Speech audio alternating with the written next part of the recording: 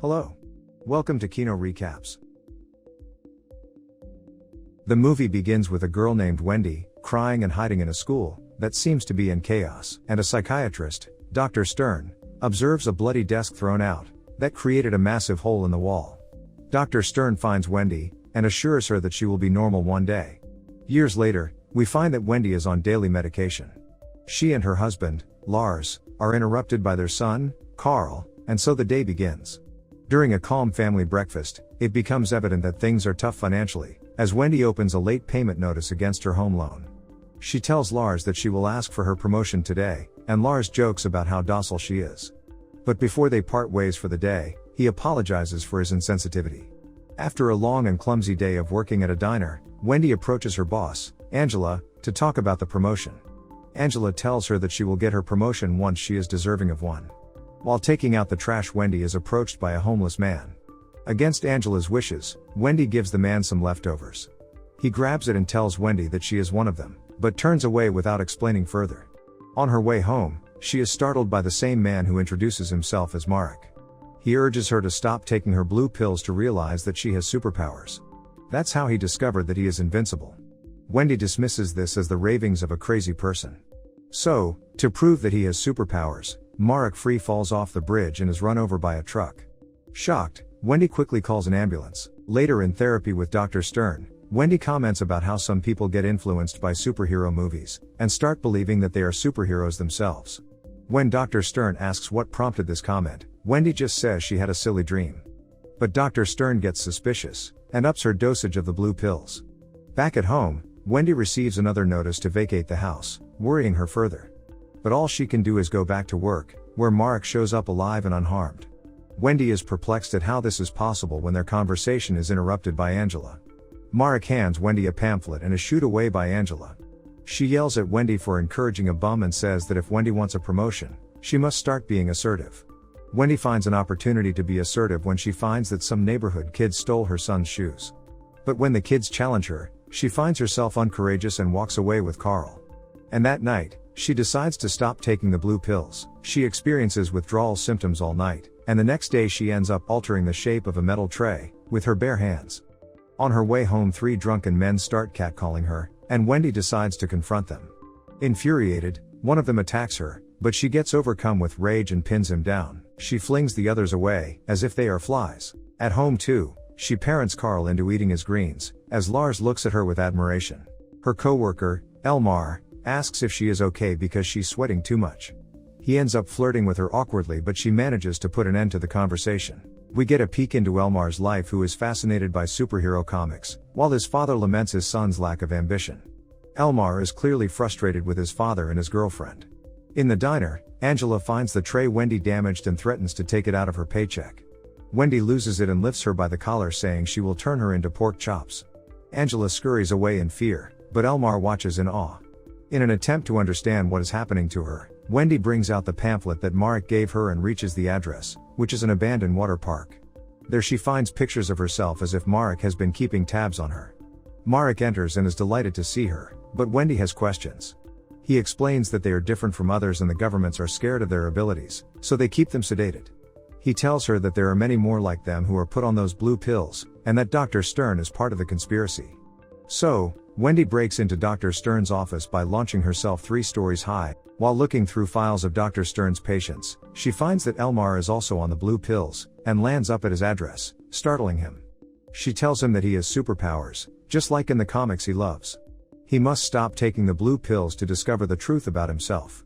The next day, Carl is being picked on by the neighborhood bullies again, but this time Wendy twists their bicycles into pretzels and stands up for her son. Her newfound confidence continues when Wendy asks Angela for the promotion again, and this time, she gets it. Elmar tells Wendy that he has stopped taking the pills and excitedly shows her his newfound superpower, electricity, and names himself, Electro Man. They decide to celebrate, and Wendy kicks open an ATM, and steals the money, and Elmar is amazed by her. They drink beer on top of a billboard, and they have a moment and almost kiss, but Wendy pulls back. They go dancing at a club, where Wendy notices a couple being harassed by a group of men. She lures the men into the bathroom, where she beats them up. And Elmar gets one using his superpowers. They are both pleased at putting their superpowers to good use. Wendy later shows Lars the money she got, and he asks her if she robbed a bank. She laughs it off, and gets busy with him. She also buys Carl expensive soccer cleats. With the ATM money, Wendy can keep the house. The family begins to experience some joy again, but Wendy isn't aware that one of the men she beat up at the club has reported the incident. When he tells the cops that one woman alone beat up 5 men, Dr. Stern is brought in. Wendy takes Elmar to meet Marek, who is wary at first, but Elmar proves his abilities by powering the entire park. Marek says that they should keep a low profile or they could end up in a facility that is made for people like them. He knows because he was once held there too. This sparks a plan to rescue everyone from the facility. With a little convincing, Marek agrees, and on their way to the facility, Elmar shows them his new Electroman costume. At the facility, Wendy flirts with the guard and tricks him. She tapes him up, while Elmar takes care of the security cameras. But as they make their way to the patient rooms, a guard spots them and Wendy uses her strength to stop him, and Marek is shot but the bullet doesn't penetrate. They try to escape but are soon surrounded by guards. Elmar warns them that he is Electroman. Elmar electrocutes them one after another, and runs away. Sickened by the turn of events, Wendy pukes, and is worried that the guards could be dead. Elmar says he had no choice, and that the guards probably survived. He wants the world to know that they are superheroes, but Marek gets furious and says that it's because of such stupid antics that people like them are locked away. He says that he tried being a superhero once, and his wife and child paid the price for it. Later, Lars tells Wendy that he called her diner and she wasn't there. He accuses her of cheating on him, and Wendy doesn't know what to tell him. The next day, Wendy almost hurts her son because of her superpowers. Wendy doesn't want her family to pay the price, like Marek's wife and child. So she decides to fix things. She lies to Lars that she was having an affair with a colleague and has ended it now. They decide to put it behind them. Meanwhile, Elmar goes to meet Dr. Stern and pretends to be imagining things again. He imagined a homeless bum living in the water park, who told Elmar that he is one of them. But Dr. Stern knows that this was probably not his imagination. The authorities reach Marek's location, and capture him.